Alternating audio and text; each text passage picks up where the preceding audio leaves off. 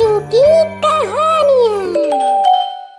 एक गांव में रितेश अपनी बूढ़ी माँ निर्मला के साथ रहता था। रितेश की कुछ ही महीनों पहले रेखा नाम की लड़की से शादी हुई थी। रेखा बहुत ही अच्छा गाना गाती थी।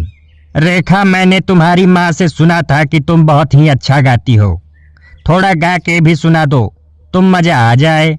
लेकिन अभी माँ जी के सामने कैसे गा सकती हूँ? क्यों बेटा, मेरे सामने क्यों नहीं गा सकती? मैं क्या तेरी माँ नहीं हूँ? मैं भी तो देखूं कि मेरी बहू कितना अच्छा गाती है। अरे माँ जी, ऐसा मत बोलिए, मैं गाती हूँ।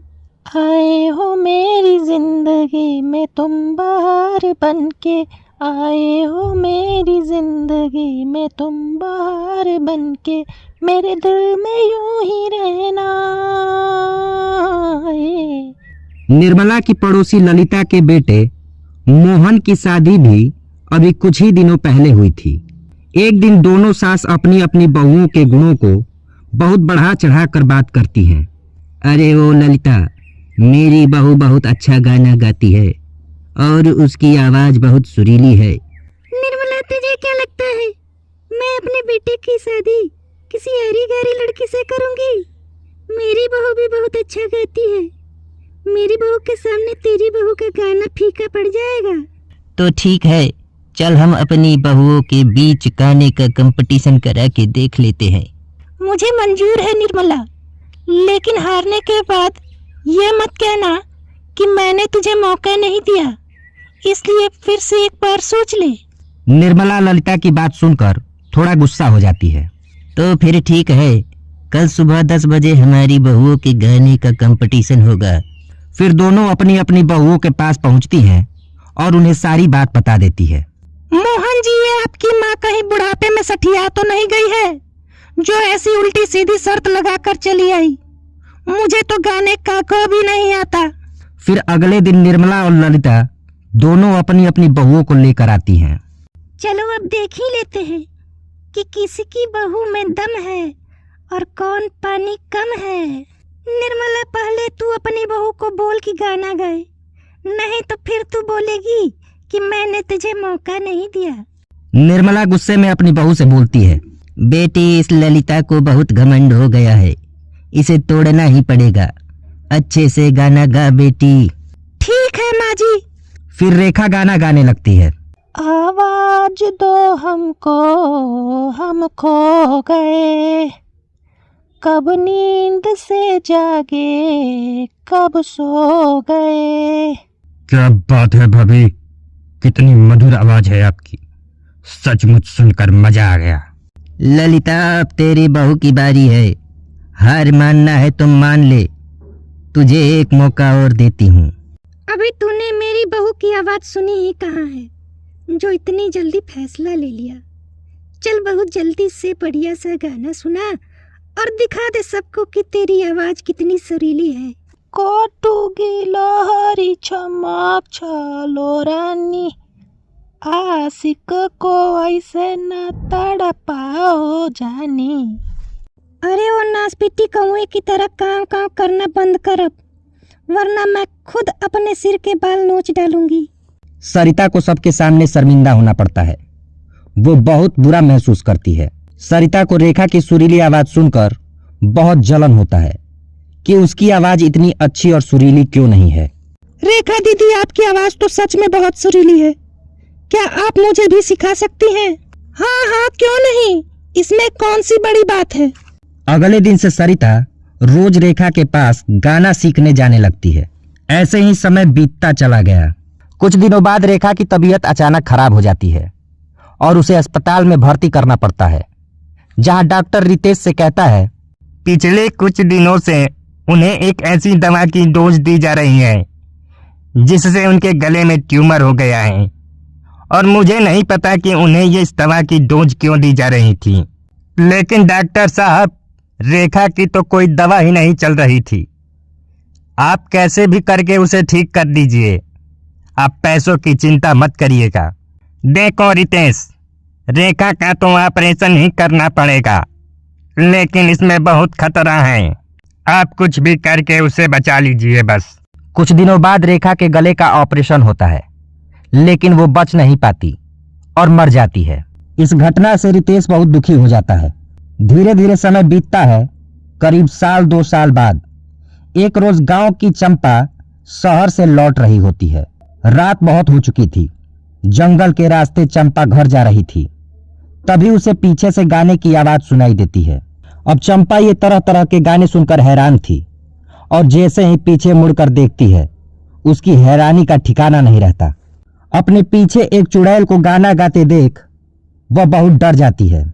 ए, क्या बोलती तू? आती क्या नरकलोक में?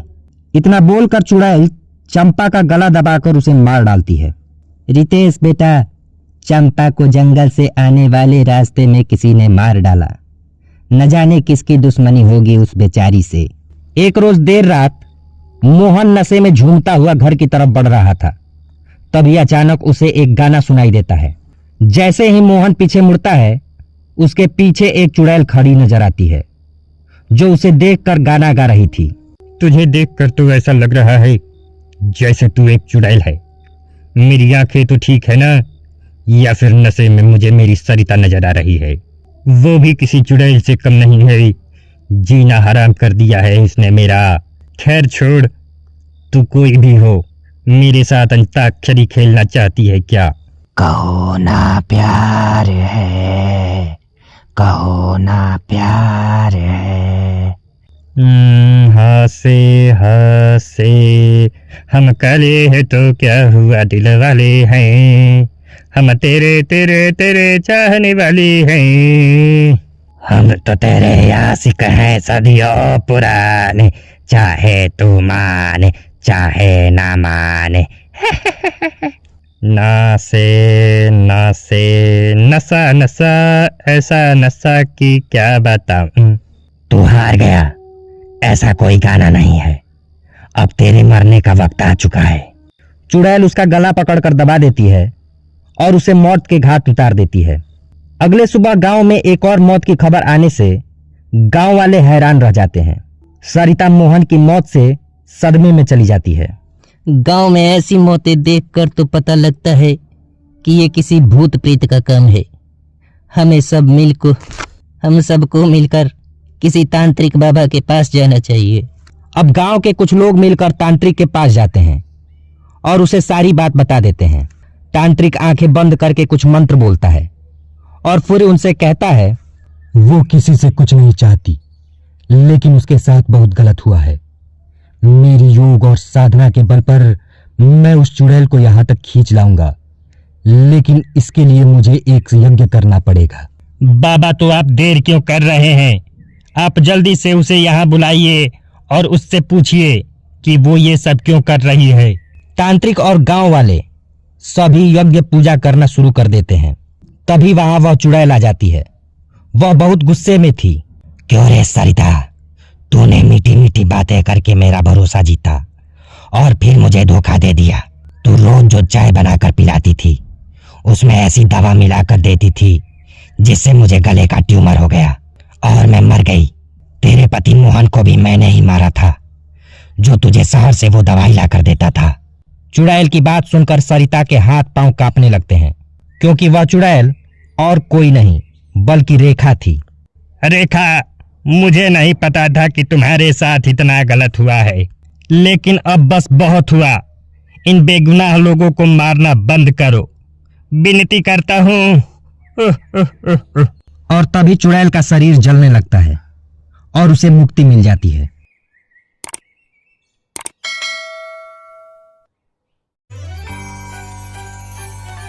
भांटू की कहानियां।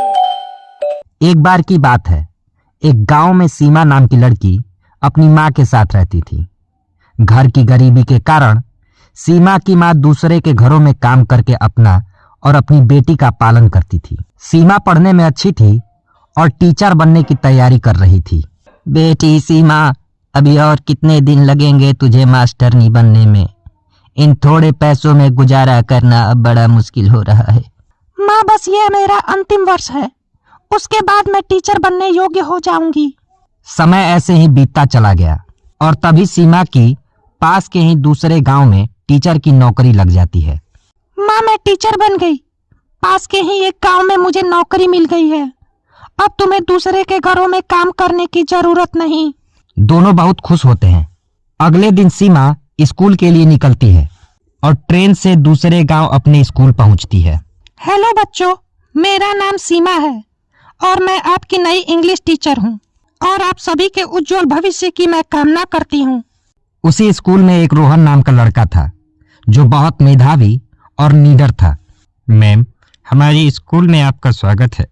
उम्मीद है हम अपने गांव में आपको कोई दिक्कत नहीं होने देंगे। सीमा को उसी गांव के स्कूल में एक छोटा सा कमरा मिला था जहां उसके रहने की व्यवस्था की गई थी।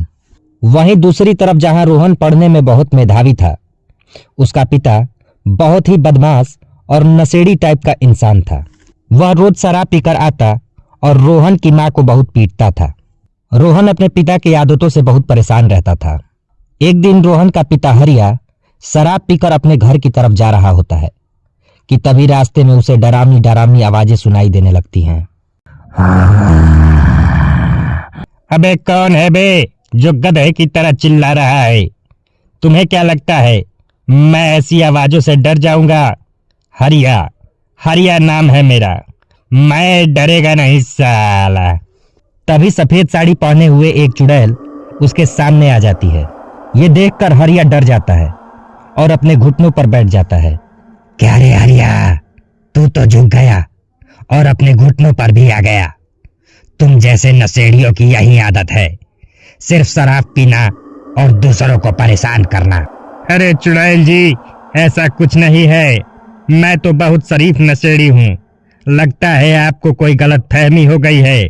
मुझे सब पता है तेरे बारे में कि तू कितना शरीफ है। रोज रात को शराब पीता है और अपनी पत्नी को पीटता है। तू तो गया बेटे। इतना बोलकर चुड़ैल उसे मार देती है और गांव के पास वाले पेड़ पर उसे लटकाकर उस पेड़ पर लिख देती है, अगर कोई भी व्यक्ति मुझे नशे की हालत में और बदमाशी करते हुए मिला तो मैं उसे मार डालूंगी। गांव के बुरे लोगों में अब बहुत दहशत हो जाती है और सभी अपने बुरे काम छोड़ देते हैं। एक दिन राजेश जब अपने फलों की टोकरी लेकर बाजार की तरफ जाता है तो टीलू उससे कहता है, अरे यार राजेश, ये शराफत भरी जिंदगी तो बहुत बोरिंग है रे। चल आज थोड़ा गला गीला करके आते हैं। अरे नहीं टीलू भाई, मुझे पेड़ पर नहीं लटकना। पता नहीं ये कौन कर रहा है, लेकिन मुझे बहुत डर लगता है। तुझे जाना है तो जा, मैं कहीं नहीं जाने वाला। टीलू बिना किसी बात की परवाह किए वहां से चला जाता है। रात में वह शराब पीकर अपने घर वापस जा रहा होता है कि तभी उसे डरावनी डरावनी आवाजें सुनाई देने लगती हैं। आवाज सुनकर टीलू डर जाता है। अरे बाप रे बाप, ये कैसी आवाज है? जल्दी से यहाँ से भाग बेटा टीलू। तभी वो चुड़ैल टीलू के सामने आ जाती है और उसे मारकर पेड़ पर लटका देती है। रोहन जो किसी काम से अपने खेत पर गया होता है, झाड़ियों के पीछे से सब देख लेता है और चुड़ैल का पीछा करते हुए अपने स्कूल पहुंच जाता है। अरे ये चुड़ैल तो सीमा मैडम के कमरे की तरफ जा रही है, कहीं वो मैडम को भी ना मार दे, मुझे कुछ करना होगा। ये कहकर रोहन सीमा के कमरे की तरफ भागता है और खिड़की से देखने लगता है। तभी वह चुड़ैल सीमा के कमरे में आती है और सीमा का रूप बना लेती है। दुष्ट लोगों को कितना भी समझा लो, वो नहीं मानने वाले। अब तो मैं किसी भी बदमाश को नहीं छोड़ने वाली। रोहन ये सब देखकर डर जाता है और जैसे ही वहां से भागने लगता है कि तभी वहां रखी साइकिल से वह टकरा जाता है। साइकिल गिरने की आवाज सुनकर सीमा तुरंत बाहर आकर रोहन से कहती है, अरे रोहन, तुम इस वक्त यहाँ क्या कर रहे हो? रोहन डरते हुए कहता है, प्लीज मुझे मत मारना, मैंने कुछ नहीं किया। अरे बेटा, मैं तुझे क्यों मारूंगी और तुम ऐसा क्यों बोल रहे हो? टीचर, मुझे पता चल गया है, वो आप ही हो जिसने मेरे पिता हरिया और इस टीलू की जान ली। आपका असली रूप मैं देख चुका हूँ, आप एक चुड़ैल हैं। अच्छा, तो तुमने सब कुछ देख लिया है। मैं कोई बुरी चुड़ैल नहीं हूँ, मैं बस उन लोगों को मारती हूँ जो बुरे होते हैं। सीमा रोहन को बताती है कि वह कैसे चुड़ैल बनी। नौकरी लगने के बाद ट्रेन से जब मैं इस गांव के लिए निकली तो कुछ दुष्ट और आवारा लोगों ने कुछ पैसों के लिए मेरी जान ले ली और मैं चुड़ैल बन गई। मेरी बूढ़ी माँ ने मुझे पढ़ाने के लिए बहुत मेहनत की थी। मेरे अलावा उसका कोई और नहीं इस दुनिया में। जब भी इन बदमाशों को देखती हूँ मेरा खून खौल जाता है। मुझे माफ कर दीजिए टीचर, मैंने आपको बहुत गलत समझा। मैं ये बात किसी को नहीं बताऊंगा। फिर उस गांव के लोग सुधर जाते हैं और ये घटनाएं बंद हो जाती हैं।